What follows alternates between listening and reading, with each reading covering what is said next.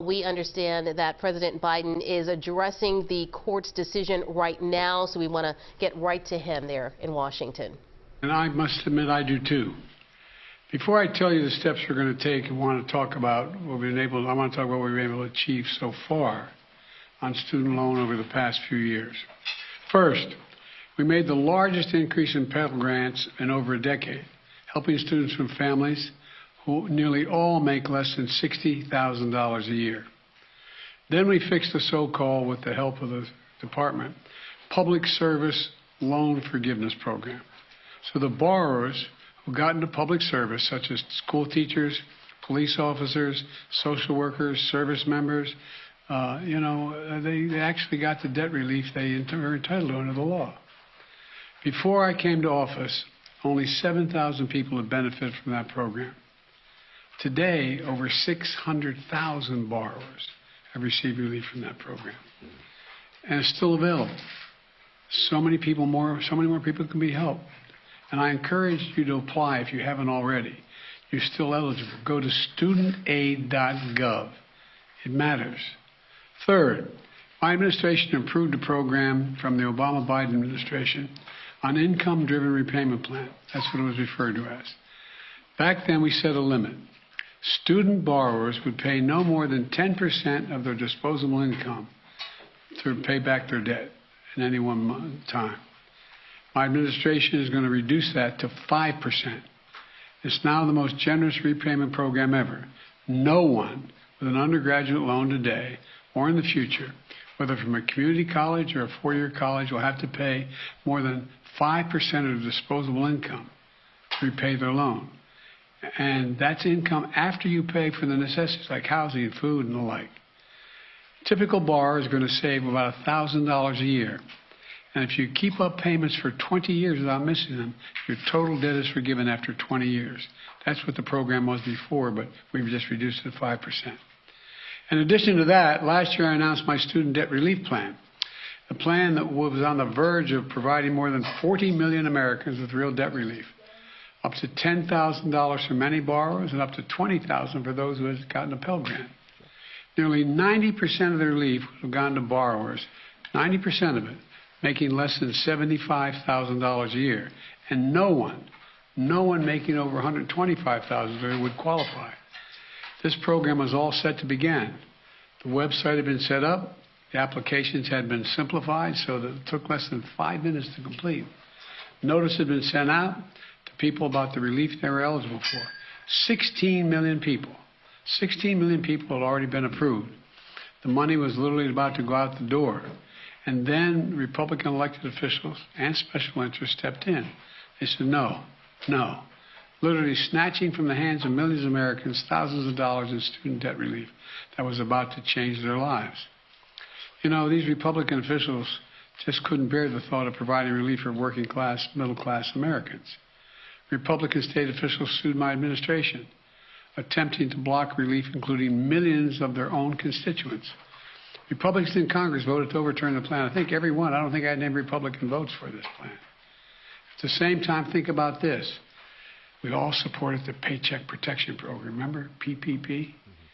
You know, which was designed to help business owners who lost money because of the pandemic. It was a worthy program. But let's be clear. Some of the same elected Republicans, members of Congress who strongly opposed giving relief to students, got hundreds of thousands of dollars themselves in relief, members of Congress, because of the businesses they were able to keep open. Several members of Congress got over $1 million. All those loans were forgiven. You know how much that program cost? $760 billion. My program's too expensive. $360 billion more than I proposed in my student debt relief program. I was trying to provide students with $10,000 to $20,000 in relief. By comparison, the average amount forgiven in the PPP, or the pandemic loan program, average amount forgiven was $70,000. Now a kid making $60,000, trying to pay back his bills, asking for $10,000 in relief. Come on, the hypocrisy is stunning. You can't help a family making 75 grand a year, but you can help a millionaire and you have your debt forgiven. My plan would not only have been life-changing for millions of Americans, it would have been good for the American economy. Freeing millions of Americans from the crushing burden of student debt. More homes would have been bought. More businesses would have been started. More couples would have had the confidence to start a family. Millions of people would have felt they could get on with their lives. These Republicans blocked all that. Now, in addition to the hypocrisy, some of these Republican Congress are shamelessly pushing to advance a bill in the coming weeks that gives hundreds of billions of dollars in tax breaks and handouts to the wealthiest Americans. They still haven't given up on making permanent a $2 trillion tax cut that they never paid for. Never paid for. $2 trillion. So let me be clear. For Republicans in Congress, it's not about reducing the deficit. It's not about fairness in forgiving loans. It's only about forgiving loans they have to pay. Today, the Supreme Court sided with them. I believe the court's decision to strike down my student debt relief program was a mistake, was wrong. I'm not going to stop fighting to deliver borrowers what they need, particularly those at the bottom end of the economic scale. So we need to find a new way, and we're moving as fast as we can. First, I'm announcing today a new path consistent with today's ruling to provide student debt relief to as many borrowers as possible, as quickly as possible. We will ground this new approach in a different law than my original plan, the so-called Higher Education Act. That will allow Secretary Cardona, who's with me today, to compromise, waive, or release loans under certain circumstances. This new path is legally sound. It's going to take longer, but in my view, it's the best path that remains to providing for as many borrowers as possible with debt relief. I've directed my team to move as quickly as possible under the law. Just moments ago, Secretary Cardona took the first step to initiate that new approach. We're not going to waste any time on this. We're getting moving on it. It's going to take longer, but we're getting at it right away. Second, we know what many borrowers will need to make their hard choices, which their budgets are being strained now when they start to repay their monthly loan payments this fall. You know, we know that figuring out how to pay these added expenses can take time for borrowers, and they might miss payments at the front end as they get back into repayment. Normally, this could lead borrowers to fall into delinquency and default.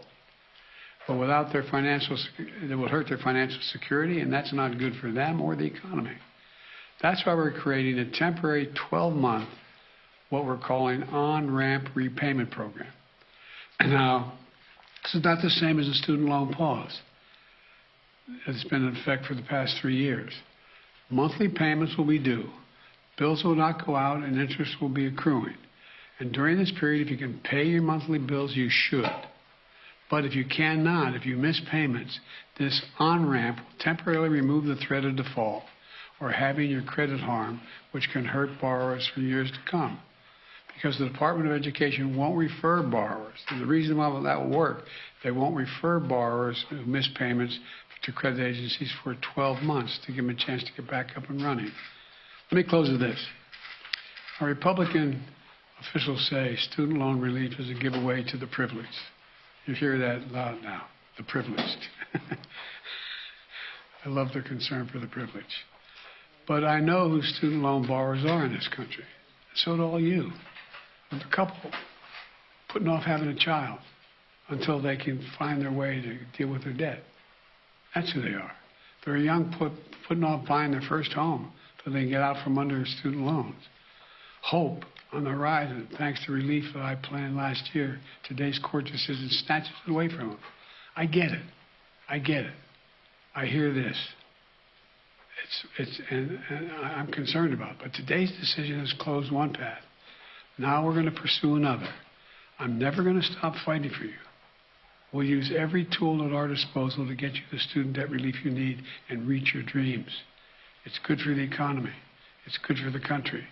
It's going to be good for you. Thank you very, very much for listening. We're going to get this done, God willing. Thank you. Mr. President, why did you give millions of borrowers false hope? You've doubted your own authority here in the past. I didn't give any false hope. The question was whether or not I would do even more than was requested. What I did I thought was appropriate and was able to be done and would get done. I didn't give borrowers false hope, but the Republicans snatched away the hope that they were given, and it's real hope. Thank you. Mr. President, will you cancel You overstep your authority. Did you overstep your authority? I think the court misinterpreted the Constitution. Mr. President, do you admit failure in Afghanistan? Mistakes. There was a report on Afghanistan withdrawal saying there was failure, mistakes. Do you admit there was mistakes during the withdrawal and before? No, all the evidence is coming back there. Remember what I said about Afghanistan? I said Al-Qaeda would not be there. I said it wouldn't be there. I said we'd get help from the Taliban. What's happening now? What's going on? Read your press. I was right. Thanks.